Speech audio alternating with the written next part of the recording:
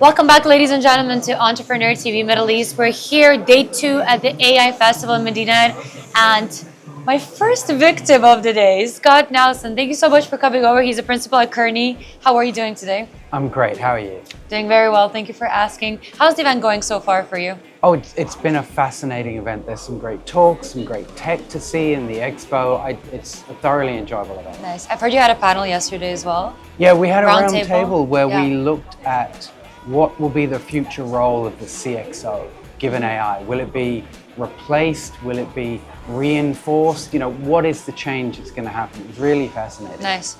So tell me a little bit about Kearney. What sort of projects are you working on now? I know it's all a bit confidential, but if you can speak a little bit about the direction, let's say, that Kearney's taking on tech and on AI. Well, I think with us, like many consulting firms, we recognize how important AI is. We know our clients recognize how important AI is.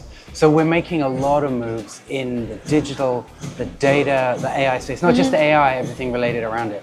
Most importantly, what I'm working on right now is we have a partnership with the Dubai AI campus and the DIFC Innovation Hub, where we're really not just talking about AI, but we're putting AI in action. We have an experience center at the AI campus where we can actually show people AI. We can let them touch and feel things. They can come and talk to sort of thought leaders and entrepreneurs from within the ecosystem, and we can pull them together. So that's very exciting. It's so important as well, I feel like, to educate people because, AI is growing literally on an hourly basis.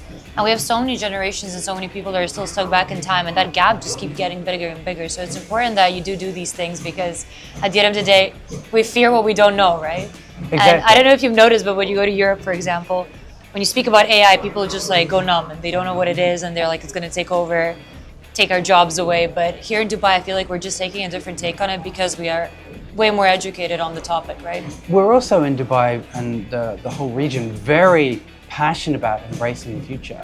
I've been in AI for 30 years. I did my PhD in AI, very, very technical. And it's changed so fast, but the big difference now is with the large language model tools, everyone has heard of it. So everyone has an opinion. My Kareem driver yesterday on the way to the event was giving me his opinion on self-driving cars and what that would mean for the economy. No way. So it's a really interesting time to be in AI. But it's crazy that you did study this a while ago. So it was there in the universities before. Oh yeah. That's pretty insane. AI's been around for like 70 years. That's My insane. university, Edinburgh University, started doing it many years ago. That's one thing where we're really catching up now with Mohammed bin Zayed University of AI. They've got professors and academics from around the world bringing, incredible thought leaders, but it's still new, that grounding. Whereas, the field has been around for a long time. Nice, that's great to hear. So you did pick the hot takes and controversial topics for your little quiz. So I wanted to ask you just need to answer this or that, very short answers. Are you ready? Yes. Let's go. Is AI more hype or substance right now? It seems like a lot of hype because there's a lot of noise. Right. But I think what we're actually seeing underneath the surface is an incredible amount of substance. It's just taking time and patience to find what the tools are really good at, cut through the hype. And it's a lot of what time we spend with our clients. Right. Ignore the hype, ignore what most people are telling you and you're hearing. Let's get to the truth. Let's get to the point of it and let's start using it. What's the most overrated AI tool in your opinion? I think it's the same as the last question, a little bit of both. It's what you're hearing in the news about some of the new micro models that are coming out, the new evolutions in reasoning.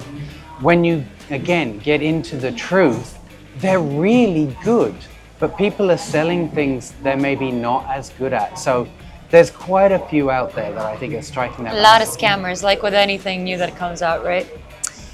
Up next, should all founders integrate AI or only if it really fits? So one, in terms of your business, only if it really fits. And I think what this expo gives us a lot of is people taking what AI can do and figuring out a place where to put it. So it only needs to go in your product if it actually makes sense. Okay. But in your day-to-day life, to accelerate how you work, I've said it, Mark Cuban said it at South by Southwest this year, people who adopt AI will replace people who don't. It's not about AI replacing people. So if you can 100%. find a way to help AI accelerate what you do on the operational side, it frees the entrepreneur up to be the entrepreneur, the networking, the ideas, the creativity that we really want to see. It's not about exchanging, it's about enhancing, right? That Exactly. actually leads me to my next question. Will AI take more jobs or will it create more jobs, in your opinion? Again, it's a little bit of both. There was a study released just this week in the UAE, about 33% of jobs likely to be impacted, potential job losses, and a lot more in the clerical field. And what we're looking at is more, it's not taking complete jobs, it's taking parts of jobs because it's enabling you to do them faster. So we're in the space now of just reimagining what the jobs of the future look like. There's no reason for most of the jobs to actually be lost. Right. They just need to be changed into something else. Right. Last but not least for you, should AI be regulated or will that kill innovation? That's a really good question. The million-dollar question. People asked that about GDPR, many years ago. It's like, it's going to be a bad influence on some countries and nationalities, and others it will have free reign. And so regulation's a really interesting one. There are definitely use cases that will need to be regulated. But in industries that are already regulated, healthcare is regulated, financial services are regulated, so the use of AI in those should be regulated. But there are other use cases where, we're still just testing the waters and trying. And, the announcement this week in the UAE about using AI to test regulations, that's where it's going. Regulations on AI, using AI to test the regulations. It's a really... It's just a loop, guys, at this point.